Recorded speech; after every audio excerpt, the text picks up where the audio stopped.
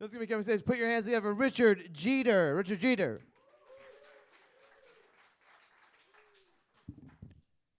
How you folks doing tonight? I want to take this opportunity while I'm up here to discuss something very near and dear and important to my heart in regards to the 2016 election. Mainly the remarks made by Donald Trump recently, possibly encouraging and inciting violence or assassination attempts against... I'm kidding. I want to talk about Pokemon Go. Any of y'all playing Pokemon Go? Any of that? Yeah. See, I grew up a lower middle class white military brat in the 80s, so I didn't get to experience the crack cocaine epidemic in America. But now, thanks to Nintendo, I feel like I'm getting a little piece of that, because before, it never made sense to me why one human being would kill another over control of a street corner until that street corner had a Charizard on it. Now I understand. Now we're in my domain. I get it now. And I kid, but I do remember in the 90s, kids were getting stabbed, beat up, robbed at school for their Pokemon cards. And now we've taken that generation, my generation, given them 20 years to go out into the real world and get bitter and broken and angry and gain access to firearms and alcoholism. And now we've opened the gates to this magical world to let them all back in, baggage included. We divided them up into groups or teams, gangs, if you will, given them colors that denote their loyalty, set them loose into the world and told them to fight over territory. Go have a turf war. I can't imagine how that's going to go poorly. You know, I tell you what, by the end of 2016, I guarantee you will be driving through some suburban-ass white neighborhood. There will be Team Mystic graffiti on a white picket fence as you drive by, and some yuppie in a blue do-rag screaming at you, wanting to know which team your grandma belongs to. It's going to happen. This is how the purge begins. I mean, shit's crazy, man. It took Pokemon Go 5 days to become the most downloaded app in history. It is now bigger than Twitter and Tinder, although significantly harder to send a dick pic through.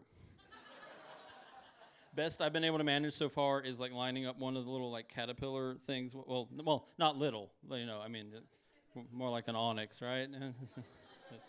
Anyway, but no, I mean most of the stories you hear coming out of this are actually pretty lighthearted. I mean, you hear about shut-ins leaving their house for the first time in 3 years, and people going out making friends, people going out like finding dates, relationships, and stuff.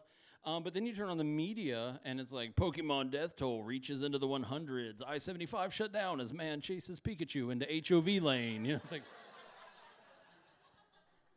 and I don't want to sound crass or harsh or cynical or anything, but this year's Darwin Awards are going to be amazing. I mean, this is going to be the strongest field in decades. And if we're being perfectly honest with ourselves, maybe the kid willing to go over the Empire State Building safety rail to go after a Pidgey didn't need to have kids of his own. I'm just saying. I mean, just if we're being honest with ourselves. God, I do. Don't let that fool you. I do want to have kids, like not those kids, smart kids. And it's not helped by the fact that my Facebook feed is now nothing but my friends from high school and college having children and playing Pokemon Go with them, which is a really convenient excuse, by the way, because when I walk by the park for the 5th time in half an hour, it just starts to look like the beginning of a To Catch a Predator episode. So they're out and they're enjoying like playing Pokemon with their kids, and I just can't. I'm looking at these larval forms of people that I remember doing naked keg stands in a park with at 2 a.m. You know, I mean, people that I have watched fire bottle rockets out of their teeth have spit on Darwin's grave and passed their genetic material onto a small human being that they are now in charge of keeping alive. But me pursuing stand-up comedy is the irresponsible choice. Yeah. Maybe I just have a better understanding of my limitations. Oh, but I want to have kids, but I think about some of the stuff I put my parents through, and I think about like the world we live in right now.